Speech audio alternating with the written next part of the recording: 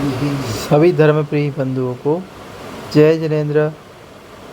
आज हम सभी लोग आचार्य समंतभद्र स्वामी महाराज के द्वारा लिखा गया ग्रंथ रत्न कर्णक श्रावकाचार्य जी के श्लोक क्रमांक 21 का अध्ययन करेंगे। अब तक हम सभी लोगों ने 20 श्लोकों का अध्ययन पूर्ण कर लिया है। आज 21वें श्लोक को पढ़ने जा रहे हैं। आइए उच्चारण करते हैं।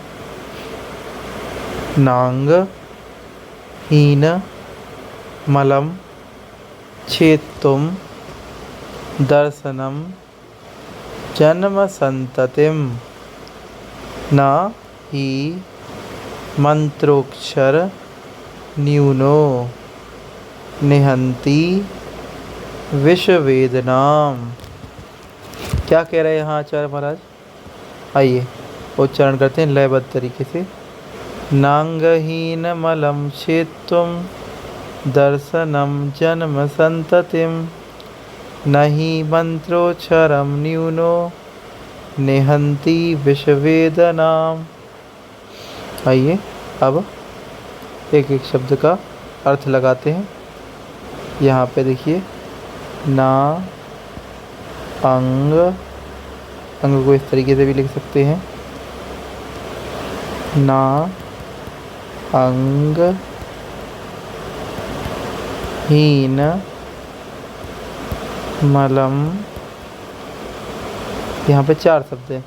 नहीं है अंग से, हीन मतलब कम, मलम छेत्तुम नहीं है अंग से कम, मल को छेदने में सर, मल मतलब कर्म रूपी मल, कर्म रूपी मल को छेदने मतलब छेदने में। कौन से? दर्शन से। दर्शन से यदि एक भी अंगहीन है, सम्यक दर्शन से यदि एक भी अंगहीन है तो वह कर्म मल को छेदने में समर्थ नहीं हो सकता। सम्यक दर्शन कर्म मल को छेदने में समर्थ नहीं हो सकता।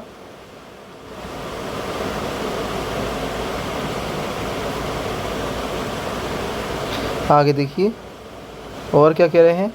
जन्म संततिम, जन्म संतति मतलब संसार की संतति को, और संसार की संतति को, संसार की संतति मतलब जन्म जन्म का जो हमारा संसार में परिभ्रमण है, उस परिभ्रमण को भी ये जो है संतति मतलब संसार के परिभ्रमण को भी छेद मतलब छेदने में समर्थ नहीं है। अंग से हीन जो सम्यक दर्शन है, इस तरह से भी इसका अर्थ लगा सकते हैं। एक तो दूसरा पहला अर्थ लगता है मलम मतलब कर्म मल को छेदने में समर्थ नहीं है। दूसरा अलम मतलब एक दूसरा शब्द यहाँ से अलम भी लग सकता है। अलम मतलब नहीं है, अंग से हीन नहीं है, छेत्तो मतलब छेदने में, दर्शन सम्यक दर्शन, जन्म संतति जन्म की संतति को। किस प्रकार? ठीक उसी प्रकार जिस प्रकार नहीं है मंत्र से यदि कोई अक्षर न्यून हो जाए, मंत्र से कोई अक्षर कम हो जाए तो विष की वेदना को कम करने में, निहंती मतलब शांत करने में, शमन करने में समर्थ नहीं है। जिस प्रकार यदि पूर्व के समय में देखा जाता था कि विष यदि किसी व्यक्ति को चढ़ गया है तो उसकी वेदना को शांत करने के लिए मंत्रों का उच्चारण किया जाता था और उन मंत्रों से उस व्यक्ति का विष भी उतर जाया करता था। इसी तरह जो किसी मंत्र में यदि एक भी अक्षर न्यून है, कम है, तो वह विष की वेदना को शांत करने में, शमन करने में समर्थ नहीं है। उसी प्रकार अंग से हीन यदि सम्यक दर्शन है तो वह जन्म संतति, जन्म जन्म के जो संसार की संतति है उसको परिभ्रमण को शांत करने में समर्थ नहीं है। आइए श्लोक क्रमांक 21 के बाद 22 की ओर चलते हैं। आइए श्लोक क्रमांक 22 का पढ़ते हैं। अभी हमने पढ़ा था कि सम्यक दर्शन में जो है 3 मूर्तारूपी दोष नहीं होने चाहिए। तो 3 मूर्ताएँ कौन कौन सी हैं? पहली है लोक मूर्ता, दूसरी है देव मूर्ता या गुरु मूर्ता, तीसरी इस प्रकार से है। तो आइए पहली हम लोक मूर्ता को उच्चारण करते हैं। आपगा सागर स्नान मुच्चयः सिक्तास्मनाम गिरिपातोग्नि पातश्च लोकमूढ़म निगद्यते। आपगा सागर स्नान मुच्चयः सिक्तास्मनाम। जिस तरह से मैं पेंसिल से यहाँ पे अंडरलाइन करता हूँ इसी तरह आप लोग भी करिए ताकि आप लोगों को पता चल जाए कि रुकना कहाँ है। आप गा सागर स्नान मुच्चयः सिक्तास्मनां गिरिपातोऽग्निपातश्च लोकमूढ़ं निगद्यते। क्या कह रहे हैं? लोकमूढ़ता क्या है? आपगा सागर स्नान।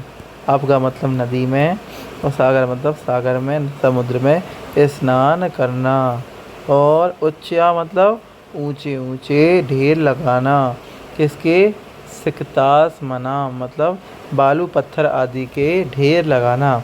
नदी में समुद्र में स्नान करना और ऊंचे ऊंचे बालू पत्थर आदि के ढेर लगाना। और गिरिपात, गिरी मतलब होता है पर्वत और पात मतलब होता है उससे गिरना। गिरी से मतलब पहाड़ आदि से गिरना, कूदना।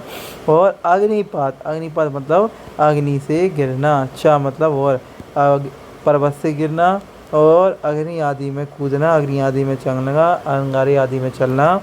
लोक मूढ़म निगद्यते, लोक मूढ़ता कही जाती है। ठीक, तो लोक मूढ़ता क्या कही आचार्य भगवान ने? उन्होंने कहा कि आपगा